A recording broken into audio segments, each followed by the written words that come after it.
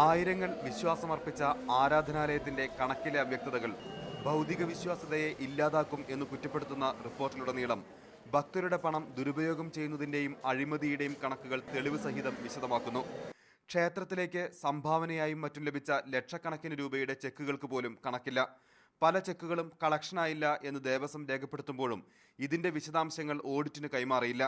ഒരേ നിർമ്മാണ പ്രവൃത്തിക്ക് 2 തവണ ചെക്ക് മാറി ചില ജീവനക്കാർ പണാപഹരണം നടത്തിയതായും ഓഡിറ്റിൽ സ്ഥിരീകരിച്ചു. കാണിക്കയായി കിട്ടുന്ന സ്വർണത്തിനും വെള്ളിക്കും കണക്കില്ല. എന്നാൽ ഇവ ലോക്കറ്റായി വിൽക്കുമ്പോഴുള്ള കണക്ക് രേഖപ്പെടുത്തിയിട്ടുമുണ്ട്. ആദായ നികുതി വകുപ്പിന് സമർപ്പിച്ച കണക്കുകളും ഓഡിറ്റിന് സമർപ്പിച്ച കണക്കുകളും തമ്മിൽ പൊരുത്തക്കേടുകളുണ്ട്. എങ്ങുമെത്താത്ത ഗുരുവായൂർ മാസ്റ്റർ പ്ലാനിന്റെ പേരിൽ കൺസൾട്ടന്റിനെ നിയമിച്ചതിലും പണം ചിലവഴിച്ചതിലും അവ്യക്തതയുണ്ട്. ഓഡിറ്റോറിയത്തിന്റെയും മറ്റും വൈദ്യുതീകരണ ഇനത്തിൽ ലക്ഷക്കണക്കിന് രൂപ പാഴായതായും ഓഡിറ്റ് വിഭാഗം കണ്ടെത്തി. ജീവനക്കാരെ നിയമിക്കുന്നതിലും അഴിമതിയും ക്രമക്കേടുമുണ്ട്.